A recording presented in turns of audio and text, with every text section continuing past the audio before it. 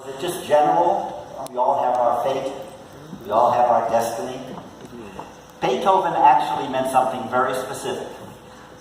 Whenever he referred to his fate, and he did it a lot in letters, conversations with people, he was always referring to the same thing. As many of you know, Beethoven went deaf. Deafness was his fate. And it was a long, slow process. It took 20 years from his first symptom of hearing, losing high sounds, to total, stark deaf, from about the age of 28 to the age of about 46. This piece comes right around the middle. He had lost about half of his hearing. He had pretty much given up on going to doctors. He was, I wouldn't say resigned to his fate. He did contemplate suicide very seriously in one period of his life, but obviously he chose to do something, and this piece is his response to that. So that fate knocking on the door represents his deafness.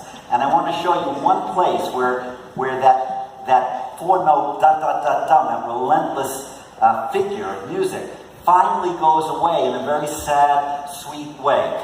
Later on in that movement, he has the big beginning comes back again. And that first melody comes in that has all those da-da-da-da.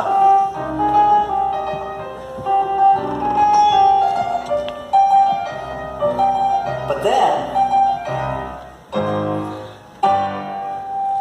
everybody stops, and the sad little oboe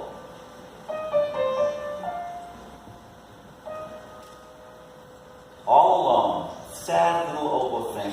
You don't hear that da-da-da at all. It's the only place in the whole 8-minute, 10-minute movement where you don't hear somebody, somewhere, going da-da-da-da.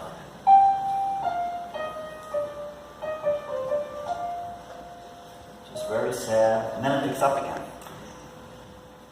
The reason you have that there is that all through this piece, if Beethoven were in the audience, listening to his symphony, he'd hear it the way you might hear it if you put your hands to your ears a little bit like that, you know. He'd hear it, it would be a little muffled. But that oboe solo, he would not hear. That would be silence. Because that's what he lost first, high wind sounds, flutes, oboe. He could not hear that sound. So everywhere else, that da-da-da-dum is a kind of, I guess, a musical metaphor. A metaphor that represents his fate. But that oboe, that is his fate. There's no metaphor. That is his fate. He hears nothing. And so he doesn't need the motive there.